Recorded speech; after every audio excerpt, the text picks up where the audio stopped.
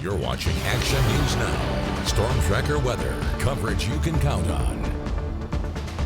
We're now bringing back in our meteorologist, Patrick Wright, joining me here at the desk. So, Patrick, we were talking about this hot weather that we're having today, but you're mentioning a cool down. What does that cool down happen?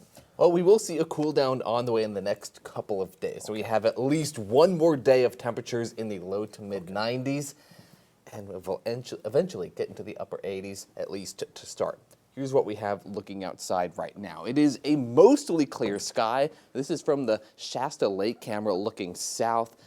If you want to get outside, wear that sunscreen and drink plenty of water. We have Lassen Peak in the distance there. A few high clouds that just moved through earlier today.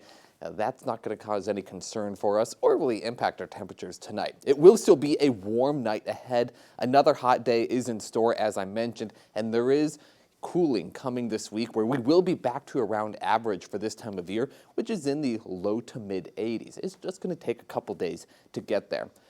For now, we will see a clear sky tonight. A few thunderstorms off towards the Oregon or Nevada border and California border.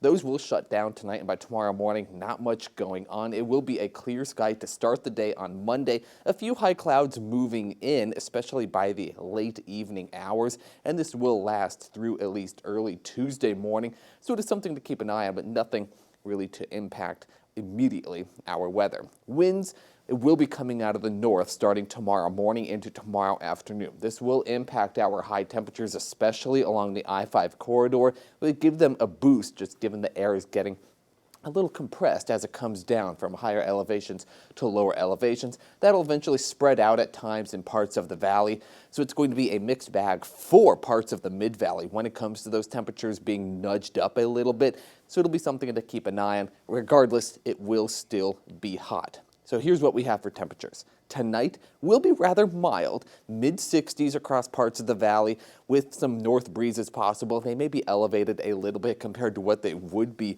usually. Tomorrow, going to be flat out hot again. Temperatures low to mid-90s for most of the valley. 93 in Chico, 95 in Redding.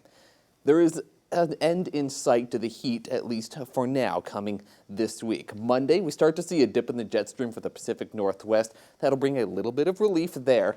Wednesday, it's when we begin to feel the impact here in Northern California. That's when our temperatures drop into the mid-80s for our region. And so far, it is looking like it will stick around until at least the end of the week. This is where we're seeing some differences in the models, is how long that dip in the jet stream does last and how far south it actually goes. So here's what we have for the next 7 days.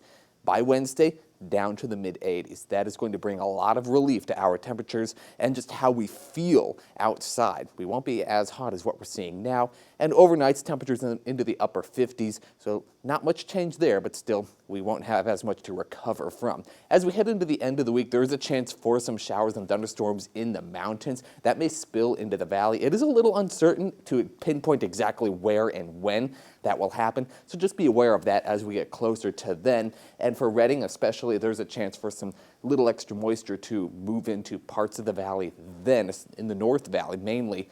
Just something to watch there, but otherwise, finally some cooling is getting a little bit closer for the middle of this week. Great. Thank you very much, Patrick.